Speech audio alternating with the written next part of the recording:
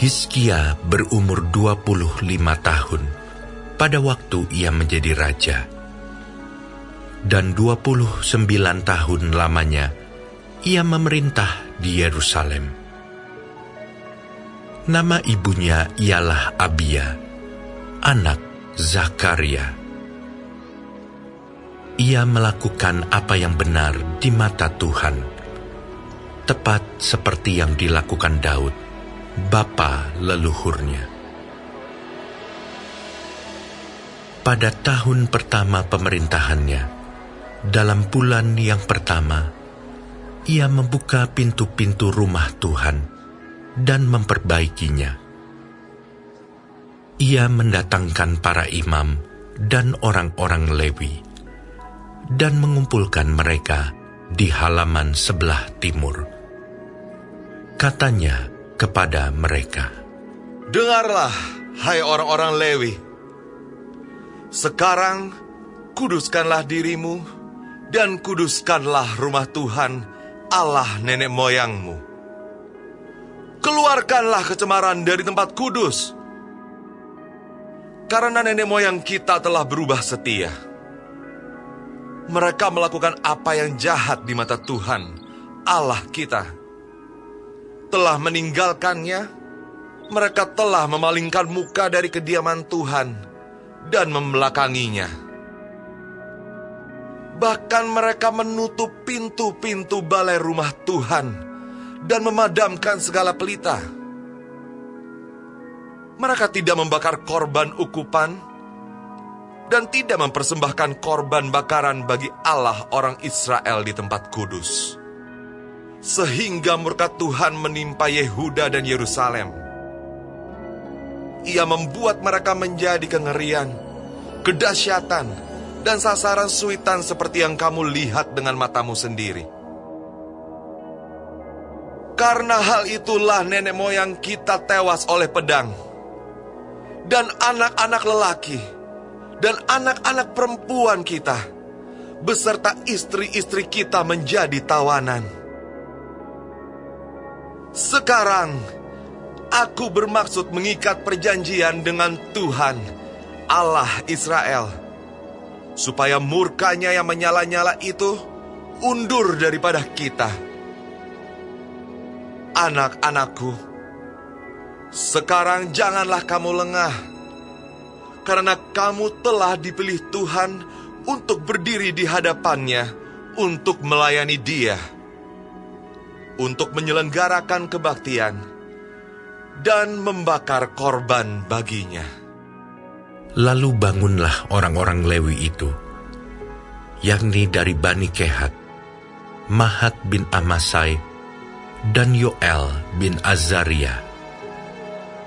Dari Bani Merari, Kish bin Abdi, dan Azaria bin Yehaleleel. Dari orang Gerson, Yoah bin Zima, dan Eden bin Yoah. Dari Bani Elisafan, Simri dan Yeiel. Dari Bani Asaf, Zakaria dan Matanya. Dari Bani Heman, Yehiel dan Simei. Dan dari Bani Yedutun, Semaya dan Uziel. Mereka mengumpulkan saudara-saudaranya dan menguduskan dirinya. Kemudian mereka datang menurut perintah raja, sesuai dengan firman Tuhan, lalu mentahirkan rumah Tuhan. Sesudah itu, masuklah para imam ke bagian dalam rumah Tuhan untuk mentahirkannya. Semua yang najis yang didapati mereka di dalam bait Tuhan dibawa ke pelataran rumah Tuhan. Orang-orang Lewi menerimanya untuk diangkut keluar ke lembah Kidron. Pekerjaan menguduskan itu dimulai pada tanggal 1 bulan yang pertama. Pada hari ke-8 bulan itu, mereka sampai ke balai rumah Tuhan dan menguduskan seluruh rumah Tuhan dalam 8 hari. Mereka selesai pada hari ke-16 bulan pertama. Lalu masuklah mereka menghadap Raja Hizkia dan berkata, "Kami telah mentahirkan seluruh rumah Tuhan, juga mezbah korban bakaran dengan segala perkakasnya, dan meja roti sajian dengan segala perkakasnya. Dan segala perkakas yang dibuang Raja Ahaz ketika ia berubah setia pada masa pemerintahannya telah kami sediakan dan kami kuduskan. Sekarang semuanya itu ada di depan mezbah Tuhan." Maka pagi-pagi, Raja Hizkia mengumpulkan pemimpin-pemimpin kota dan pergi ke rumah Tuhan.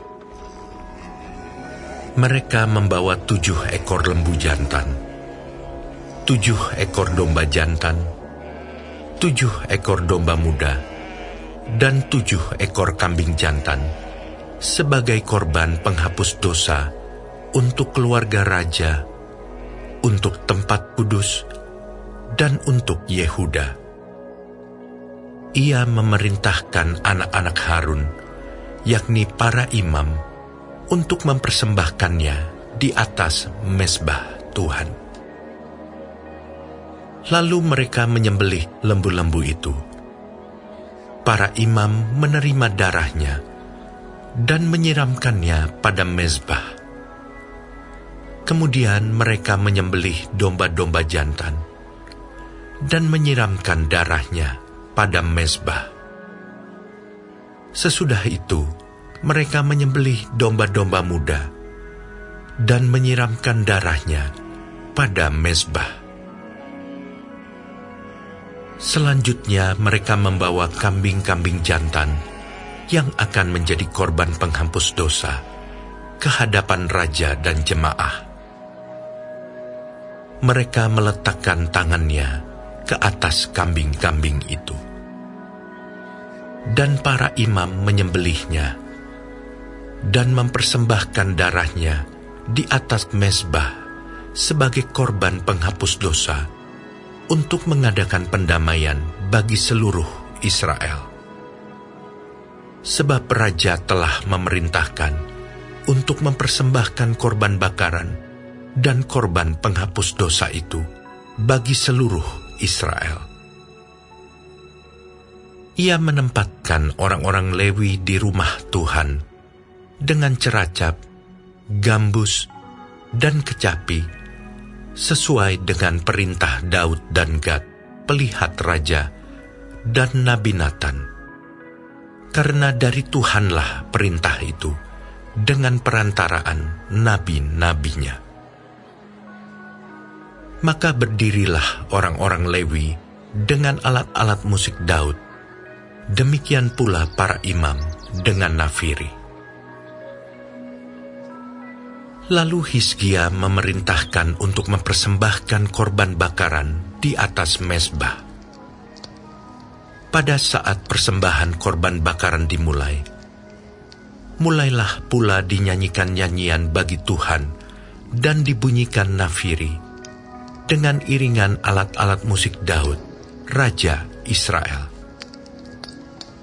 Seluruh jemaah sujud menyembah, sementara nyanyian dinyanyikan dan nafiri dibunyikan. Semuanya itu berlangsung sampai korban bakaran habis terbakar. Sehabis korban bakaran dipersembahkan, raja dan semua orang yang hadir bersama-sama dia berlutut dan sujud menyembah. Lalu Raja Hizkia dan para pemimpin memerintahkan orang-orang Lewi menyanyikan puji-pujian untuk Tuhan dengan kata-kata Daud dan Asaf, pelihat itu. Maka mereka menyanyikan puji-pujian dengan sukaria, lalu berlutut dan sujud menyembah. Kemudian berbicaralah Hizkia. Sekarang kamu telah mentahbiskan dirimu untuk Tuhan. Mendekatlah dan bawalah korban-korban sembelihan dan korban-korban syukur ke rumah Tuhan. Lalu jemaah membawa korban-korban sembelihan dan korban-korban puji-pujian. Setiap orang yang rela hati membawa juga korban-korban bakaran. Jumlah korban bakaran yang dibawa jemaah ialah lembu 70 ekor, domba jantan 100 ekor, dan domba muda 200 ekor. Semuanya sebagai korban bakaran bagi Tuhan. Persembahan-persembahan kudus terdiri dari lembu sapi 600 ekor dan kambing domba 3.000 ekor. Tetapi jumlah imam terlalu sedikit, sehingga mereka tidak sanggup menguliti semua korban bakaran. Oleh sebab itu, saudara-saudara mereka, orang-orang Lewi, membantu mereka sampai pekerjaan itu selesai, dan sampai para imam menguduskan dirinya. Sebab orang-orang Lewi itu lebih bersungguh-sungguh menguduskan dirinya daripada para imam. Lagi pula korban bakaran itu banyak, dengan segala lemak korban keselamatan dan segala korban curahan pada korban-korban bakaran itu. Demikianlah ibadah di rumah Tuhan ditetapkan kembali. Hizkia dan seluruh rakyat bersukacita akan apa yang telah ditetapkan Allah bagi bangsa itu, karena hal itu terjadi dengan tak disangka-sangka.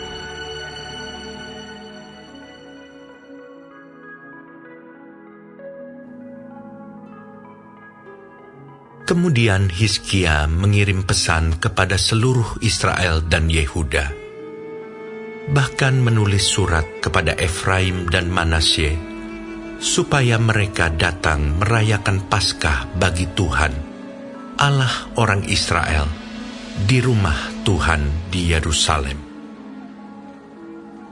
Raja bersama-sama para pemimpin dan seluruh jemaah di Yerusalem merancangkan untuk merayakan Paskah pada bulan kedua, karena mereka tidak dapat merayakannya pada waktunya, sebab para imam belum menguduskan diri dalam jumlah yang cukup, dan rakyat belum terkumpul di Yerusalem. Rancangan itu diterima baik oleh raja dan seluruh jemaah. Mereka memutuskan untuk menyiarkan maklumat di seluruh Israel, dari Beersheba sampai Dan, supaya masing-masing datang ke Yerusalem merayakan Paskah bagi Tuhan Allah Israel, karena mereka belum merayakannya secara umum, seperti yang ada tertulis. Maka berangkatlah pesuruh-pesuruh cepat ke seluruh Israel dan Yehuda, membawa surat dari raja dan para pemimpin, dan mengatakan sesuai dengan perintah raja. Hai orang Israel, kembalilah kepada Tuhan, Allah Abraham, Ishak dan Israel. Maka ia akan kembali kepada yang tertinggal daripada kamu, yakni mereka yang terluput dari tangan raja-raja Asyur. Janganlah berlaku seperti nenek moyangmu dan saudara-saudaramu yang berubah setia terhadap Tuhan, Allah nenek moyang mereka, sehingga ia membuat mereka menjadi kedahsyatan seperti yang kamu lihat sendiri. Sekarang, janganlah tegar tengkuk seperti nenek moyangmu. serahkanlah dirimu kepada Tuhan, dan datanglah ke tempat kudus yang telah dikuduskannya untuk selama-lamanya. Serta beribadahlah kepada Tuhan Allahmu, supaya murkanya yang menyala-nyala undur daripadamu. Karena bila mana kamu kembali kepada Tuhan, maka saudara-saudaramu dan anak-anakmu akan mendapat belas kasihan dari orang-orang yang menawan mereka, sehingga mereka kembali ke negeri ini. Sebab Tuhan Allahmu pengasih dan penyayang. Ia tidak akan memalingkan wajahnya daripada kamu bila mana kamu kembali kepadanya. Ketika pesuruh-pesuruh cepat itu pergi dari kota ke kota, melintasi tanah Efraim dan Manasye sampai ke Zebulon, mereka ditertawakan dan diolok-olok. Namun beberapa orang dari Asyer, Manasye, dan Zebulon merendahkan diri dan datang ke Yerusalem. Di Yehuda, nyata pula tangan Allah yang membulatkan hati mereka untuk melakukan perintah raja dan para pemimpin sesuai dengan firman Tuhan. Maka berkumpullah di Yerusalem banyak orang, suatu jemaah yang sangat besar, untuk merayakan hari raya roti tidak beragi pada bulan yang kedua. Lalu bangunlah mereka, menjauhkan mezbah-mezbah yang ada di Yerusalem.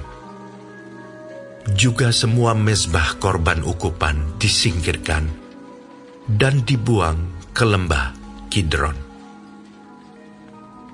Kemudian disembelihlah domba Paskah pada tanggal 14 bulan kedua. Maka para imam dan orang-orang Lewi merasa malu, lalu menguduskan dirinya dan membawa korban bakaran ke rumah Tuhan.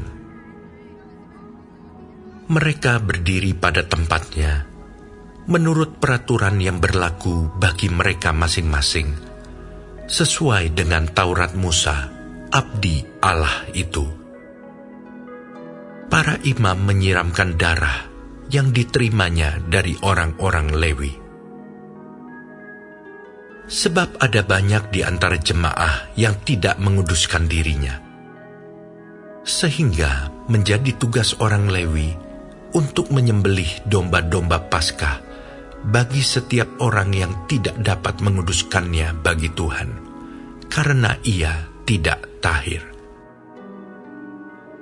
Sebab sebagian besar dari rakyat, terutama dari Efraim, Manasye, Isakar, dan Zebulon, tidak mentahirkan diri.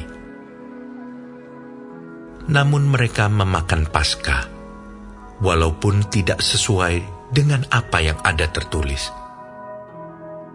Tetapi Hizkia berdoa untuk mereka. Katanya, Tuhan yang baik itu kiranya mengadakan pendamaian bagi semua orang yang sungguh-sungguh berhasrat mencari Allah, yakni Tuhan, Allah nenek moyangnya, walaupun ketahiran mereka tidak sesuai dengan tempat kudus. Tuhan mendengar Hizkia dan membiarkan bangsa itu selamat. 7 hari lamanya, orang Israel yang berada di Yerusalem merayakan hari raya roti tidak beragi dengan kesukaan yang besar. Sedang orang-orang Lewi dan para imam setiap hari menyanyikan puji-pujian bagi Tuhan dengan sekuat tenaga. Hizkia mengucapkan kata-kata pujian kepada semua orang Lewi yang menunjukkan akal budi yang baik dalam melayani Tuhan. Demikianlah orang memakan makanan perayaan selama 7 hari, sambil mempersembahkan korban keselamatan dan mengucapkan syukur kepada Tuhan, Allah nenek moyang mereka. Kemudian seluruh jemaah sepakat untuk berhari raya 7 hari lagi. Lalu mereka berhari raya 7 hari lagi dengan sukaria. Sebab Hizkia, Raja Yehuda, telah menyumbangkan kepada jemaah 1.000 ekor lembu jantan dan 7.000 kambing domba. Juga para pemimpin menyumbangkan kepada jemaah 1.000 ekor lembu jantan dan 10.000 ekor kambing domba. Dan sebagian besar para imam telah menguduskan diri. Seluruh jemaah Yehuda bersukaria, juga para imam dan orang-orang Lewi, dan seluruh jemaah yang datang dari Israel, serta orang-orang asing, baik yang datang dari tanah Israel, maupun yang tinggal di Yehuda. Maka besarlah kesukaan di Yerusalem, karena sejak Salomo bin Daud, Raja Israel, tidak pernah terjadi peristiwa semacam itu di Yerusalem. Sesudah itu, para imam Lewi bangun berdiri dan memberkati rakyat.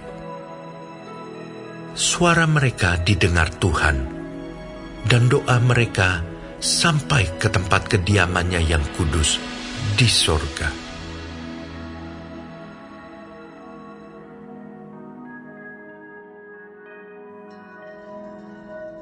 Setelah semuanya ini diakhiri, seluruh orang Israel yang hadir pergi ke kota-kota di Yehuda, lalu meremukkan segala tugu berhala, menghancurkan segala tiang berhala, dan merobohkan segala bukit pengorbanan dan mezbah di seluruh Yehuda dan Benyamin, juga di Efraim dan Manasye, sampai musnah semuanya.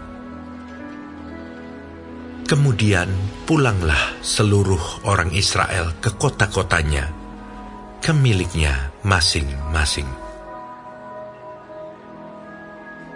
Hizkia menetapkan rombongan para imam dan orang-orang Lewi, rombongan demi rombongan, masing-masing menurut tugas jabatannya sebagai imam atau sebagai orang Lewi, untuk mempersembahkan korban bakaran dan korban keselamatan, untuk mengucap syukur dan menyanyikan puji-pujian, dan untuk melayani di pintu-pintu gerbang di tempat perkemahan Tuhan. Raja memberi sumbangan dari harta miliknya untuk korban bakaran, yakni korban bakaran pada waktu pagi dan pada waktu petang, korban bakaran pada hari-hari Sabat dan pada bulan-bulan baru, dan pada hari-hari raya, yang semuanya tertulis di dalam Taurat Tuhan. Ia memerintahkan rakyat, yakni penduduk Yerusalem, untuk memberikan sumbangan yang menjadi bagian para imam dan orang-orang Lewi, supaya mereka dapat mencurahkan tenaganya untuk melaksanakan Taurat Tuhan. Segera setelah perintah ini tersiar, orang Israel membawa dalam jumlah yang besar hasil pertama daripada gandum, anggur, minyak, madu, dan segala macam hasil bumi. Mereka membawa juga persembahan persepuluhan dari segala sesuatu dalam jumlah yang besar. Orang Israel dan orang Yehuda yang tinggal di kota-kota Yehuda juga membawa persembahan persepuluhan yang terdiri dari lembu sapi dan kambing domba, dan persembahan persepuluhan yang terdiri dari persembahan kudus yang telah dikuduskan bagi Tuhan Allah mereka. Semuanya itu diletakkan mereka bertimbun-timbun. Mereka mulai membuat timbunan itu pada bulan yang ketiga, dan mereka selesai pada bulan yang ketujuh. Hizkia dan para pemimpin datang melihat timbunan itu, dan mereka memuji Tuhan dan umat-Nya, orang Israel. Hizkia menanyakan para imam dan orang-orang Lewi tentang timbunan itu, dan dijawab oleh Asaria, kepala imam keturunan Zadok, demikian. Sejak persembahan khusus mulai dibawa ke rumah Tuhan, kami telah makan sekenyang-kenyangnya, namun sisanya masih banyak. Sebab Tuhan telah memberkati umat-Nya, sehingga tinggal sisa yang banyak ini. Kemudian Hizkia menyuruh menyediakan bilik-bilik di rumah Tuhan, dan mereka menyediakannya. Dan dengan setia mereka membawa segala persembahan khusus, persembahan persepuluhan, dan persembahan-persembahan kudus itu ke sana. Konanya, seorang Lewi, mengawasi semuanya, dan Simei, saudaranya, adalah orang kedua. Sedang Yehiel, Azazia, Nahat, Asael, Yerimot, Yozabat, Eliel, Yismakia, Mahat dan Benanya adalah penilik di bawah konanya dan Simei saudaranya itu, sesuai dengan petunjuk Raja Hizkia dan Azaria, kepala rumah Allah. Dan Kore bin Yimna, seorang Lewi, penunggu pintu gerbang di sebelah timur, mengawasi pemberian-pemberian sukarela untuk Allah, serta membagi-bagikan persembahan khusus yang untuk Tuhan dan persembahan-persembahan maha kudus. Di kota-kota imam, ia dibantu dengan setia oleh Eden, Minyamin, Yesua, Semaya, Amaria, dan Sekanya dalam pembagian itu kepada saudara-saudara mereka menurut rombongan, kepada orang dewasa dan anak-anak, kecuali kepada setiap orang yang masuk ke rumah Tuhan menurut hari-hari yang ditetapkan, menurut tugas jabatan yang ditugaskan kepadanya, dan menurut rombongannya, yakni mereka yang tercatat dalam daftar sebagai laki-laki yang berumur 3 tahun ke atas. Para imam dicatat dalam daftar menurut puak-puak mereka, sedang orang-orang Lewi yang berumur 20 tahun ke atas dicatat menurut tugas dan rombongan mereka. Para imam terdaftar dengan seluruh keluarga mereka, yakni istri, anak laki-laki, dan perempuan, seluruh kaum itu. Karena dengan setia mereka menguduskan diri untuk persembahan kudus. Bagi keturunan Harun, yakni imam-imam yang tinggal di padang-padang penggembalaan sekitar kota-kota mereka, di setiap kota ada orang-orang yang ditunjuk dengan disebut namanya, untuk mengadakan pembagian kepada setiap orang laki-laki dari keluarga imam, dan kepada setiap orang Lewi yang terdaftar. Demikianlah perbuatan Hizkia di seluruh Yehuda. Ia melakukan apa yang baik, apa yang jujur, dan apa yang benar di hadapan Tuhan Allah-Nya. Dalam setiap usaha yang dimulainya untuk pelayanannya terhadap rumah Allah dan untuk pelaksanaan Taurat dan perintah Allah, ia mencari Allah-Nya. Semuanya dilakukannya dengan segenap hati sehingga segala usahanya berhasil.